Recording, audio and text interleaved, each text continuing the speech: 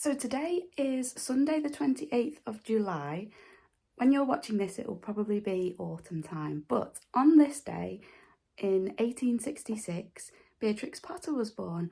And just by coincidence, we are actually going to visit her house today, Hilltop House in the Lake District. And there is a very special quilt there that I want to show you. So let's go.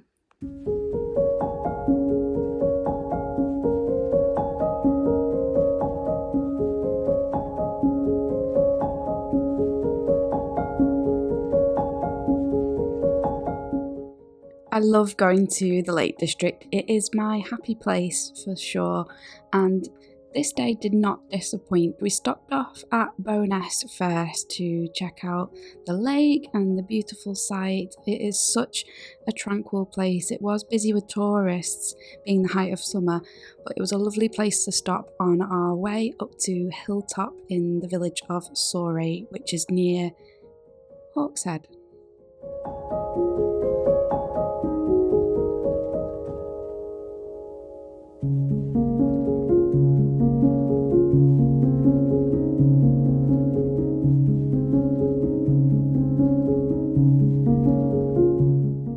The village itself is so pretty. Beatrix knew what she was doing when she moved here, and I just love that there are little clues that link back to her and her stories all around the village. You can see the exact same views and even the same cottages that she used in her illustrations, so it's lovely to look out for those little clues, those little reminders that this was Beatrix's home.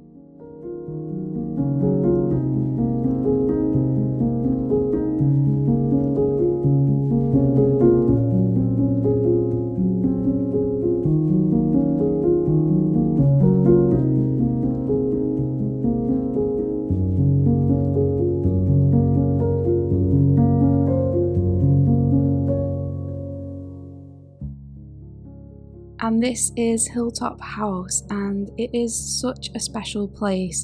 I really took my time wandering around the outside first before it was my time to go inside, because she just loved gardening. It was a big part of her life, and flora and fauna and botanicals are an important part of her artwork and her illustrations. So it was just so lovely to take that time to walk around the outside, admiring everything that was in the garden.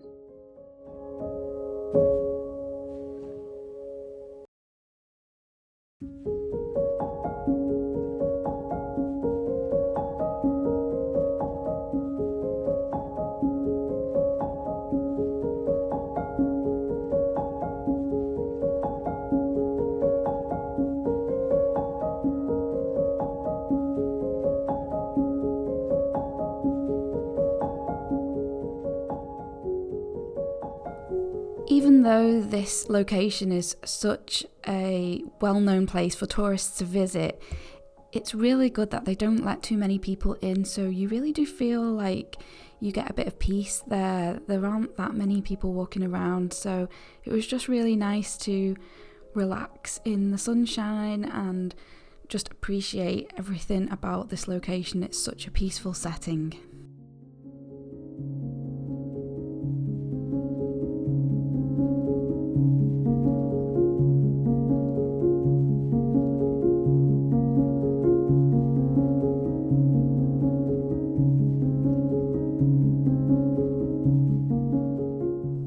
Inside of the cottage, it is just so charming in there with so many original items. It really gives you such a sense of what it was like for Beatrix to live there. There are so many of her treasured items there, and yes, it's really special. This is the downstairs of the cottage, and of course the super special quilt can be found upstairs, which we'll see in a moment.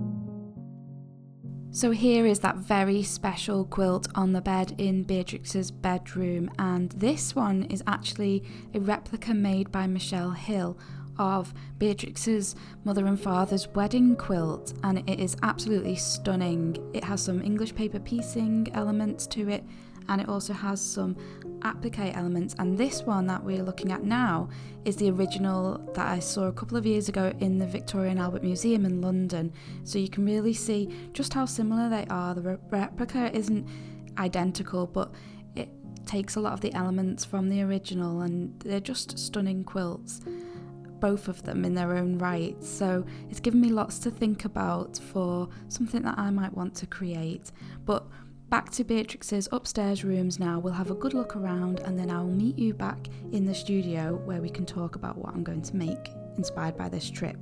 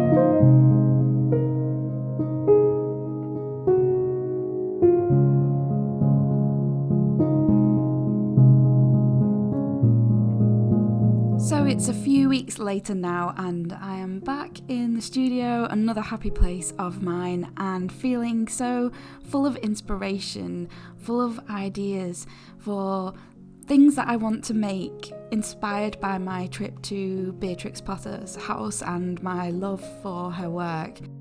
So before we carry on with the video and I show you what I'm making today, I'd just like to take this opportunity to thank the sponsor of today's video, and that is Skillshare.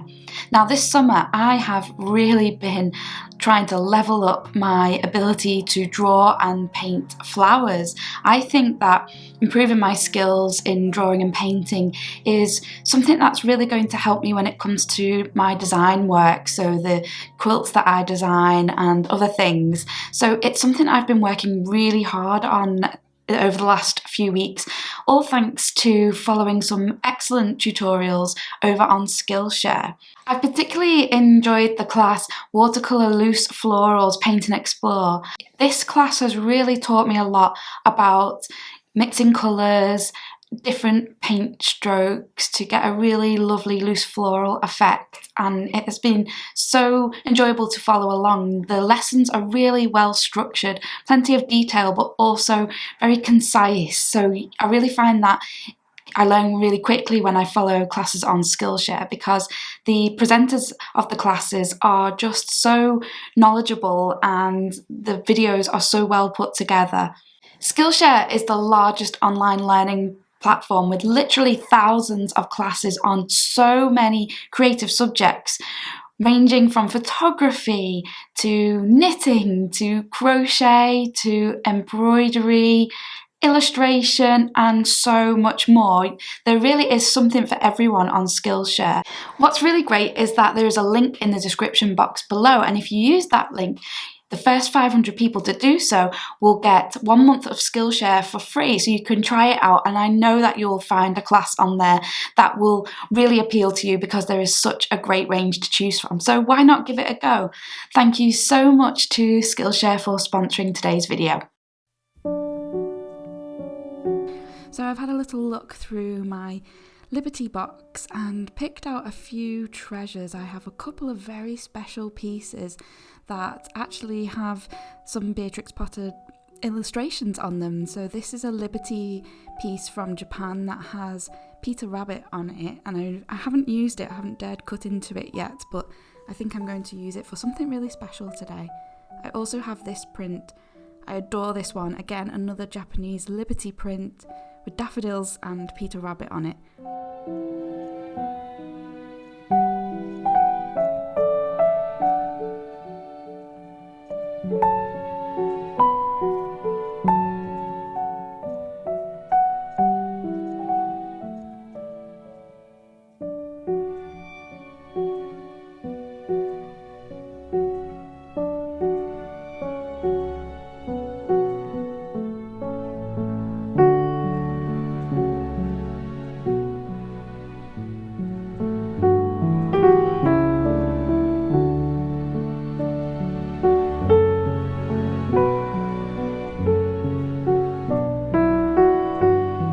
So I wonder if you can see where I'm going with this. I have decided to use part of one of the EPP motifs from the wedding quilt at Beatrix Potter's house.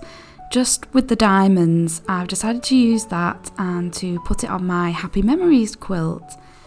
There are sort of half hexagon elongated type shapes in around the edge of this design on the quilt, but that wouldn't fit on my hexagon block.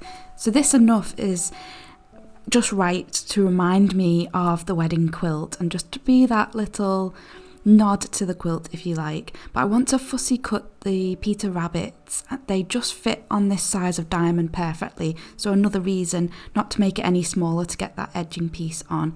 So it's just an interpretation of that quilt, really.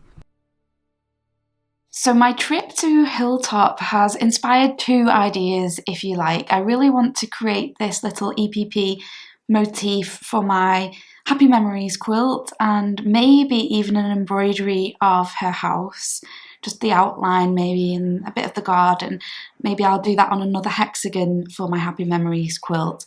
But I also really want to make a big quilt inspired by Hilltop itself. So I've got a few ideas that I'm playing around with. I need to collect fabric for that. I don't really have the right fabrics for the quilt I've got in mind. It will be some traditional piecing by machine and also lots of applique. So I've just got this idea in my head. There'll be a bit of EPP on that as well. I want to incorporate ideas from the wedding quilt and also my own take on the feeling that the house gives me, and I want to put that into a quilt. So that's going to be a bit more of a longer term project. But what you'll see in the rest of this video is me fussy cutting those Peter Rabbits on the Japanese Liberty prints. And there are lots of different ways to fussy cut images from fabric. And unfortunately, fussy cutting is something that does take up a lot of fabric and leave you with a lot of waste. So it's not something that I do very often at all. Although I love the look of it and there is a lot of different ways that you can play around with it, but it's not really something I do very often. But for this, I think I'm happy to do that and just create something really special. I'm not going to use any plastic templates for this. I am just going to create some markings on my fabric. I call them registration marks. And what this does is just tell me where to position my diamond so that when I cut it out, I get it in the same place every time on the fabric, and it will create quite an accurate repeat of that motif throughout. But there are more technical and more accurate ways that you can do it, but I really don't like to encourage anyone to buy things that you don't need to buy. So that's why I try and keep it simple. Often people suggest other ways in the comments, and that's really lovely. So if you want to learn some different ways to fussy cut, then definitely have a look in the comments, because I'm sure there'll be lots of really good suggestions for templates you can buy, acrylic templates to help you with this. But I really, like I said, I don't want to encourage people to buy things that you don't really need. If I was to buy an acrylic template for this, I would only use it probably just for this one project, and I probably wouldn't use it very much in the future. So that's why I tend to do things in a simpler way. So I hope that makes sense.